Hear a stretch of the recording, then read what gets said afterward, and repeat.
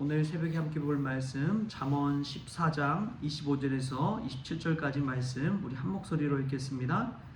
진실한 증인은 사람의 생명을 구원하여도 거짓말을 뱉는 사람은 속이느니라. 여호와를 경외하는 자에게는 견고한 의뢰가 있나니 그 자녀들에게 피난처가 있으리라. 여호와를 경외하는 것은 생명의 섬이니 사망의 그물에서 벗어나게 하느니라. 아멘. 할렐루야. 말씀 가운데 있기를 은혜가 저와 여러분의 있기를 소망합니다. 잠언의 말씀을 계속해서 읽다 보면 반복되는 것들이 있습니다. 이제 크게 첫 번째는 여호와를 경외하는 것. 여호와를 경외하는 것이 이 지혜의 근본이다.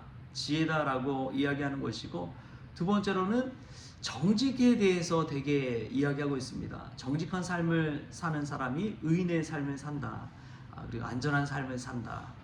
불의한 자들은 넘어지고 엎드려지고 하지만 또 정직한 자들은 하나님께서 재물도 주시고 은혜도 주시고 생명도 허락하신다.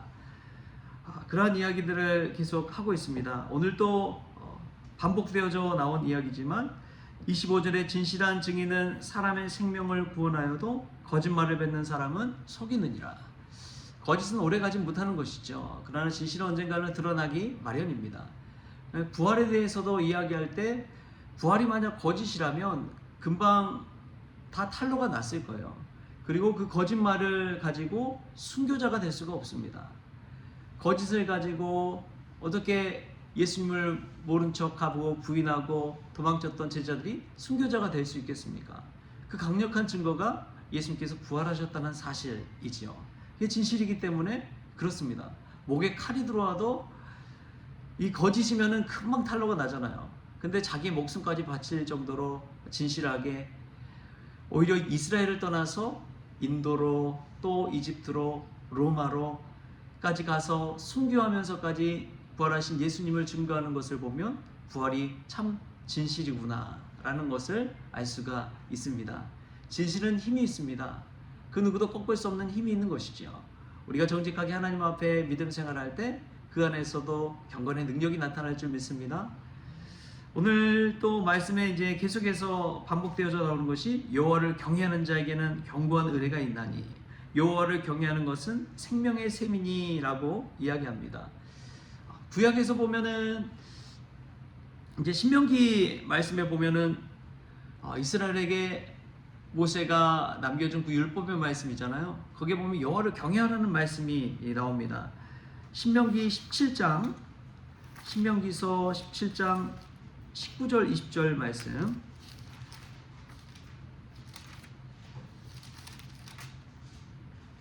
신명기 17장 19절 20절 말씀에 보면 이런 말씀이 나와요. 같이 한번 읽어보겠습니다. 평생에 자기 옆에 두고 읽어 그의 하나님 여호와 경외하기를 배우며 이 율법의 모든 말과 이 규례를 지켜 행할 것이라. 그리하면 그의 마음이 그의 형제 위에 교만하지 아니하고 이 명령에서 떠나 좌로나 우로나 치우치지 아니하리니 이스라엘 중에서 그와 그의 자손이 왕에 있는 날이 장구하리라. 아멘. 이 말씀은 이제 이스라엘 왕에 관련해서 신명기에 나온 말씀입니다. 만약에 왕을 세우려고 하거든 어떤 사람을 세워야 되고 왕이 어떤 삶을 살아야 되느냐? 평생에 자기 옆에 이 율법책 하나님의 말씀을 읽어 그의 하나님 여호와 경외하기를 배우며 이 율법의 모든 말과 이 규례를 지켜 행할 것이라. 여호와를 경외하는 삶을 살라고 그 이스라엘의 왕이 될 사람에게 미리 예언해 놓고 있는 것이죠. 여호와를 경외한다는 것은 무엇일까요? 첫 번째로는 하나님을 알아야 되는데 어떤 하나님을 알아야 되느냐? 무소부재하신 하나님을 아셔야 됩니다. 어떤 곳에든지 늘 임마누엘로 동행하시는 하나님이 계시다는 거예요. 그 하나님을 믿는다면 하나님을 경외하는 삶을 살 수가 있습니다. 교회 안에서만 믿음 생활하는 사람은 하나님을 되게 축소시키고 작은 하나님으로 만드는 분입니다. 하나님을 제대로 알지 못하고 신앙생활하는 것이죠. 하나님을 경외한다는 것은 무소부재하신 하나님, 가정에도 계시고 직장에도 계시고 매 순간순간 나와 함께 하시는 그 하나님을 알고 믿음으로 고백하고 하나님을 경외하는 삶을 살 수가 있는 것입니다. 무소부지하신 하나님, 임마누엘 하신 하나님, 이 같은 신앙이라고 보시면 되는 것이죠. 그래서 새벽 이슬 또 새벽 날개치며 저 하늘 끝에 가 거할지라도 하나님은 거기 계신다라고 하는 그 고백이 나오잖아요. 다윗이 믿고 고백했던 하나님이 그런 무소부지하신 하나님이구나 라는 것을 알 수가 있습니다. 또 하나님은 전지전능하신 하나님입니다. 모든 것을 알고 모든 것을 행할 수 있는 하나님이시죠. 그 하나님을 온전히 믿을 때 우리가 하나님을 경외할 수가 있습니다. 할렐루야. 하나님이 오늘 또 우리에게 은혜 주실 줄 믿습니다. 하나님이 우리를 죽음에서 건지실 줄 믿습니다. 하나님이 고난 가운데 버틸 힘을 주시고 또 문제를 해결해 주시고 우리 앞길을 열어주실 줄 믿습니다. 전지전능하신 하나님을 의지하면 얼마나 든든한지 몰라요. 얼마나 힘이 되는지 모릅니다. 여호와를 경외한다는 것은 그러한 우리의 모든 것을 아시고 모든 것을 하실 수 있는 그 하나님을 믿음으로 고백하며 사는 것이죠. 그 하나님 앞에 우리는 아무것도 아닙니다. 우리가 가지고 있는 것, 우리가 살아가는 것 아무것도 아닌 것이죠. 여러분, 그 하나님을 믿을 때, 그 크신 하나님을 믿을 때 얼마나 위로가 되는지요. 오늘 이 새벽에 하나님을 경외함으로 우리가 위로받을 수 있기를 축복합니다. 예수님의 삶을 돌아보면은 이러한 하나님에 관해서 늘 고백하고 있는 것을 보게 됩니다. 그랬기 때문에 예수님이 가르침을 가르치고 또 말씀을 하실 때도 어떤 중요한 교훈을 할 때도 하신 말씀이 있어요. 요한복음에 보면은 이렇게 나옵니다. 예수께서 대답하여 이르시되 내 교훈은 내 것이 아니요 나를 보내신 이의 것이니라. 사람이 이 한 끗 차이거든요. 자기 자랑하는 것과 간증하는 것이 한 끗 차이잖아요. 간증한다는 것은 하나님께서 하셨음을 고백하는 것입니다. 하나님께 영광 돌리는 것이죠. 근데 내가 세상에서 성공하고 잘되고 일이 잘 풀리고 또 병에서 치유함 받고 그런 것들을 이야기할 때 우리도 모르게 자기 자랑이 되는 경우가 있습니다. 이 차이가 한 끗 차이예요. 목사님들을 만나도 그렇습니다. 교회가 부흥하고 성도님들이 막 찾아오고 또 생각지도 못한 일을 겪은 것들을 이야기할 때 이 자기 자랑을 하느냐 하나님께 영광 돌리느냐, 이 차이가 아주 얇다는 것을 알 수가 있어요. 우리가 하나님께 영광 돌리는 삶을 살 수 있기를 바랍니다. 예수님도 보면요 늘 한적한 곳에 가셔서 기도하셨습니다. 예수님도, 하나님의 아들인 예수님께서도 한적한 곳에 가서 기도하셨어요. 늘 하나님을 경외하는 삶을 사셨기 때문에 그렇습니다. 우리가 이 새벽 기도에 나와서 해야 될 것은 하나님을 경외하는 것인 줄 믿습니다. 무소부지하신 하나님, 전지전능하신 하나님, 지혜로우신 하나님, 우리의 모든 것을 감찰하시는 하나님, 그 하나님을 우리가 늘 고백하면서 경외할 수 있게 바랍니다. 그리고 무엇보다도 이 새벽에 기도할 때에 나를 너무나 잘 아시고 나를 너무나 사랑하시는 그 하나님을 만날 수 있기를 바랍니다. 그때 우리의 삶이 하나님으로 충만해지고 예수님이 그리하셨던 것처럼 우리도 이 땅 가운데 우리를 보내신 그 하나님의 뜻에 따라서 살 수 있는 줄 믿습니다. 하나님을 경외하는 삶을 사는 것은 하나님의 뜻을 또 알고 살아가는 것입니다. 여러분, 하나님의 뜻이 무엇인가요? 성경에 보면 우리가 너무나 잘 아는 말씀 있잖아요. 데살로니가전서 5장 말씀. 항상 기뻐하라. 쉬지 말고 기도하라. 범사에 감사하라. 이는 그리스도 예수 안에서 너희를 향하신 하나님의 뜻이니라. 할렐루야. 우리가 하나님을 경외한다는 것은 하나님을 아는 것이고 하나님의 뜻대로 사는 것인 줄 믿습니다. 여러분, 예수님 믿고 또 하나님 믿으면서 항상 기뻐하십시오. 그게 하나님의 뜻입니다. 여러분이 무거운 질고를 지고 무거운 멍에를 지고 가는 것 하나님이 원하지 않으세요.